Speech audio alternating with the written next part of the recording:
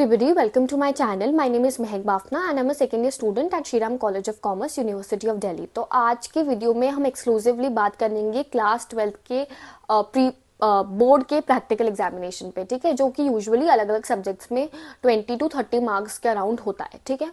तो हम subject wise बात करेंगे। आई नो क्योंकि बहुत स्कूल ऐसे भी होंगे जिनमें हो रखा होगा एग्जाम या चल रहे होंगे, तो जिनका भी नहीं हुआ है एग्जाम जिस भी पर्टिकुलर सब्जेक्ट का, उन लोगों के लिए ये वीडियो बहुत ज़्यादा हेल्पफुल होने वाला है। आई नो मैं थोड़ा लेट हूँ इस वीडियो के लिए क्योंकि मुझे पहले बना लेना चाहिए था, बट क्योंकि किसी ने मुझे कमेंट सेक्शन में अगेन याद करवाया कि दीदी इस पर भी वीडियो बनाओ, तो मैंने सोचा कि it's better late than never, तो अभी बना रही हूँ। तो ध्यान से सुनना, अलग अलग सब्जेक्ट का अलग अलग बताऊंगी, ठीक है। तो इंग्लिश की अगर हम बात करें सबसे पहले तो इंग्लिश में तो देखो मेरे हिसाब से इंटरनल ही होते हैं सभी स्कूल्स के अंदर। तो बस तुम्हें इतना ही करना है कि अपनी जो भी तुम्हें असाइनमेंट वगैरह कहा है तुम्हारी टीचर ने वो तुम अच्छे से कंप्लीट कर लो। अगर फाइल वगैरह है तो उसको अच्छे से कंप्लीट कर लो, नीटली कर लो, अरेंज कर लो। स्पाइरल अगर तुम्हें कहा है कि स्पाइरल करवानी है तो स्पाइरल करवा लो, ठीक है। ये तो बहुत बेसिक सी चीज़ें हैं। अब वाइवा के लिए तैयारी कहाँ से करें, तो तुम्हें सारे चैप्टर्स का ऊपर से ओवरव्यू पता होना चाहिए। सब चैप्टर्स के पोएट्स के नेम और ऑथर्स के नेम अच्छे से याद होने चाहिए, क्योंकि अब तुम प्री बोर्ड देके आ चुके हो, तो जो टीचर है वो जरूर ऐसा अज्यूम करेगा कि तुमने एटलीस्ट एक बार तो सिलेबस अच्छे से कर ही लिया है। तो उस हिसाब से तुम्हें तैयारी करनी पड़ेगी। अगर तुमने प्री बोर्ड में अच्छे से नहीं पढ़ा है तो अब क्या करोगे, तो अभी तुम्हारे पास एक ही ऑप्शन है कि यूट्यूब पे जो वीडियोस होते हैं उनको रेफर कर लो, फटाफट 2x की स्पीड पे सुन लो और अच्छे से एक बार तो मुझे लगता है पूरा सिलेबस तुम्हें करके जाना चाहिए। और इंग्लिश में ये भी है कि तुम कितना अच्छे से अपने आप को एक्सप्रेस कर पाते हो, ठीक है। तो ये ध्यान रखना कि तुम बहुत कॉन्फिडेंट हो अपनी बातों को लेकर के, ठीक है। नर्वस बिल्कुल होने की ज़रूरत नहीं है और बिल्कुल भी रूड नहीं होना है। अपनी बॉडी लैंग्वेज को बहुत ज़्यादा काम रखना है और काम के साथ साथ कॉन्फिडेंट भी रहना है, ठीक है। तो ये इंग्लिश का बहुत ऊपर ऊपर से मैंने बता दिया कि तुम्हें क्या करना चाहिए, ठीक है। फिर भी अगर तुम्हें लग रहा है कि कुछ चीज़ें पूछनी है तो कमेंट सेक्शन में पूछ लेना। ये तो हो गया इंग्लिश का। अब आ जाते हैं बीएसटी पर। देखो मैं इतना फास्ट इसलिए बोल रही हूँ क्योंकि तो मुझे पता है तुम्हारे पास बिल्कुल भी अभी टाइम नहीं है वेस्ट करने के, तो सिर्फ मैं इंपॉर्टेंट चीज़ें ही बताऊंगी, ठीक है।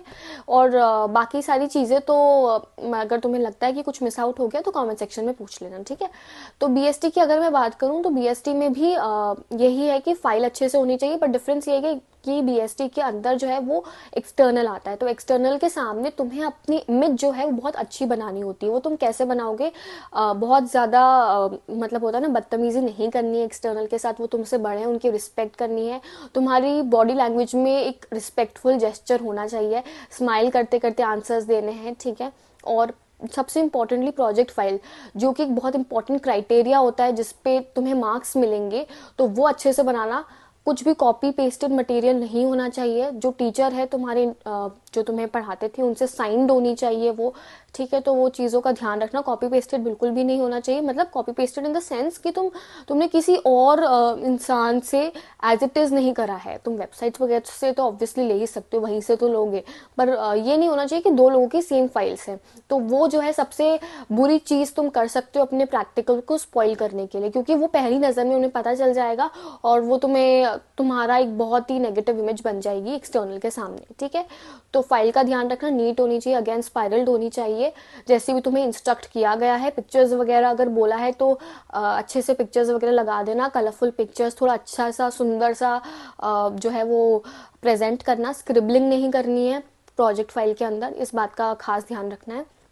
और रही बात वाइवा की, तो अगेन कॉन्फिडेंट रहना है, नर्वस नहीं होना है। अगर तुम्हें कोई चीज़ नहीं आती है तो पोलाइटली बोलो कि मुझे अभी ये याद नहीं आ रहा है, पर मैं इसके बाद ज़रूर इसको फाइनल एग्जाम के लिए प्रिपेयर कर लूँगी, ठीक है। तो ये one of the best answers है जो तुम दे सकते हो, ठीक है। इनफैक्ट मेरे साथ भी हुआ था वन ऑफ द सब्जेक्ट्स में जिसमें मैंने यही कहा था, and the external was quite okay with it कि हाँ अभी नहीं याद आ रहा तो कोई बात नहीं, और मुझे उसमें फुल मार्क्स भी मिले थे। तो ऐसा नहीं है कि तुमने अगर एक चीज़ गलत बोल दी है, तुम्हें नहीं आई तो तुम्हारे मार्क्स में कुछ कमी आ जाएगी, ऐसा कुछ, ठीक है।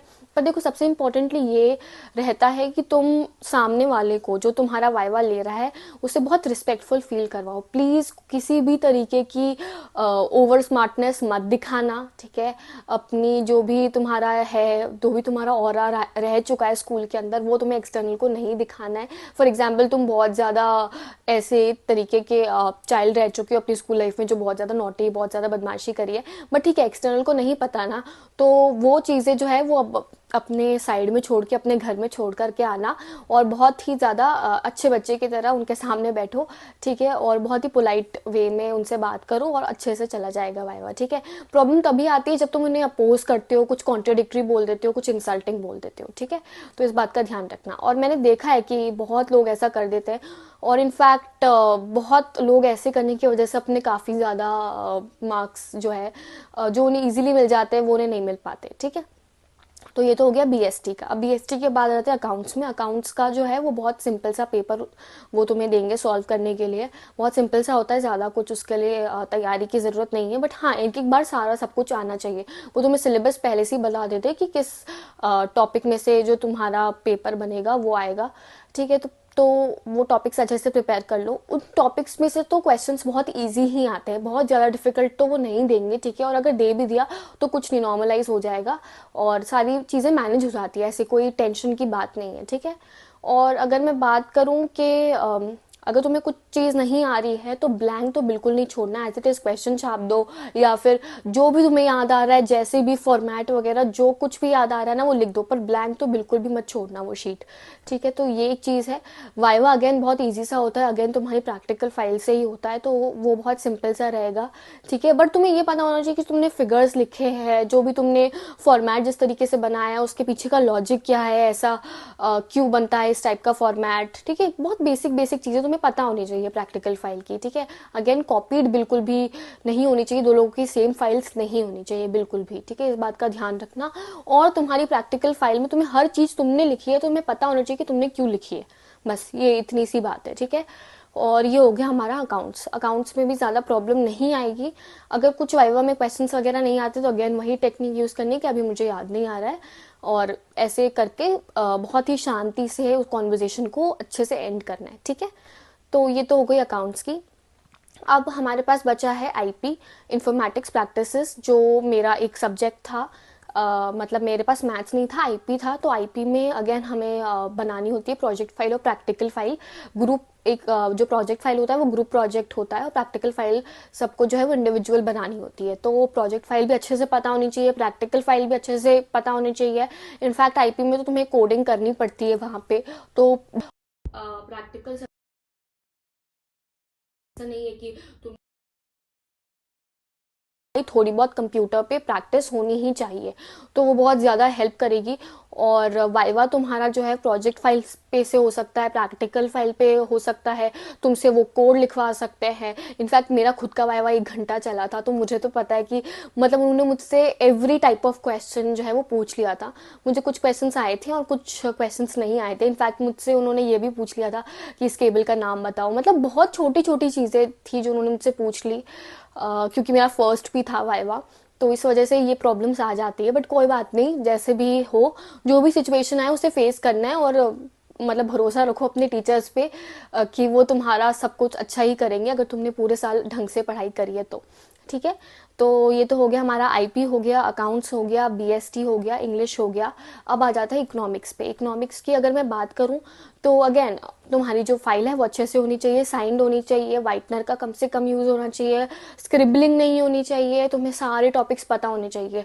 और सबसे इंपॉर्टेंट इकोनॉमिक्स में फॉर्मूलाज वगैरह, नेशनल इनकम, एडीएस, ये सारी चीज़ें अच्छे से मतलब होता है ना फिंगर टिप्स पे होनी चाहिए। क्योंकि इनफैक्ट मुझे याद है जब मेरा वाइवा था तो उन्होंने मुझसे 2-3 क्वेश्चन तो फॉर्मूलाज के ही पूछे थे।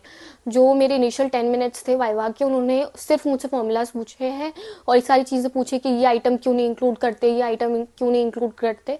तो इसमें कॉन्सेप्ट क्लैरिटी बहुत अच्छी होनी चाहिए, ठीक है। इस बात का बहुत अच्छे से अपने क्लियर रखो कि कॉन्सेप्ट क्लैरिटी इकोनॉमिक्स में बहुत ज़्यादा ज़रूरी है। तो अगर प्री बोर्ड में कुछ कुछ टॉपिक्स तुम्हें नहीं क्लियर थे, तुमने छोड़ दिए थे, तो अब प्लीज़ उन्हें कर लो, ठीक है, क्योंकि कोई भरोसा नहीं है, एक्सटर्नल किसी भी टॉपिक से पूछ सकता है। जो टॉपिक जो जिस पर तुम प्रोजेक्ट वगैरह बना रहे हो वो तो तुम्हें अच्छे से तैयार करके ही जाना है, वो तो प्राइमरी चीज़ है, क्योंकि उसमें से तो पूछेंगे ही पूछेंगे। पर बाकी सारे टॉपिक को भी एकदम निगलेक्ट नहीं करना है, ऊपर ऊपर से एक बार देख लेना, ठीक है। तो ये तो एक चीज़ हो गई। और एक सारे सब्जेक्ट्स का तो मैंने बता दिया, बट एक जनरल चीज़ मैं बताना चाह रही हूँ।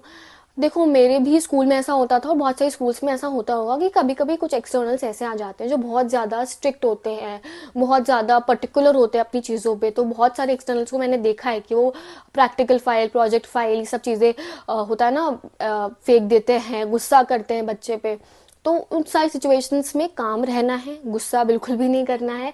अपने आप को एकदम कंपोस्ट रखो, ऐसा सोचो कि भाई कोई बात नहीं, निकल जाएगा, हो जाएगा, ठीक है। तो ये सारी चीज़ों से ट्रिगर नहीं होना है और अपना वाइवा जो है बिल्कुल ख़राब नहीं करना है, क्योंकि मैंने देखा है एक्सटर्नल कभी कभी तुम्हें बहुत ज़्यादा जो है परेशान कर देंगे, डांट देंगे। पर अपने आप को बिल्कुल ऐसे शांत रखना और सोचना कि भाई कोई नहीं, हो जाएगा, ठीक है। तो बस इन बातों का ध्यान रखो और सारी चीज़ों को एक्सेप्ट करते हुए चलना, और सबसे इम्पॉर्टेंटली अपनी यूनिफॉर्म जो है वो प्रॉपर रखना उस दिन, ठीक है। कुछ भी अजीब तरीके का मत पहन लेना, सारे तुम्हारी चीज़ें प्लेस पर होनी चाहिए, बेल्ट होना चाहिए, आई कार्ड होना चाहिए, टाई होनी चाहिए, शूज सॉक्स जो है वो तुम्हारे जो स्कूल के वो होने चाहिए, ठीक है। सारी चीज़ें मतलब होता है ना एकदम आयरन होनी चाहिए। तुम्हारी बॉडी लैंग्वेज भी बहुत मैटर करती है, और जैसे तुम अपने आप को प्रेजेंट करते हो, जैसे अपने आप को ड्रेस करते हो, वो भी बहुत ज़्यादा इंपॉर्टेंट रोल प्ले करती है, ठीक है। तो बस इस बात का ध्यान रखना। तो आई थिंक मैंने सारी इंपॉर्टेंट चीज़ें कवर कर ली है। अगर फिर भी कुछ डाउट हो तो कमेंट सेक्शन में पूछ लेना। अगर वीडियो अच्छा लगा हो तो लाइक करना, and for more such video subscribe to my channel. Bye bye.